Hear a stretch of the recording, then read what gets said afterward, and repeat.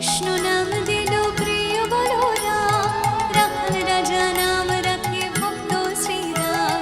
হরে কৃষ্ণ নাম দিল প্রিয় বলরাম, রাখাল রাজা নাম রাখে ভক্ত শ্রীরাম।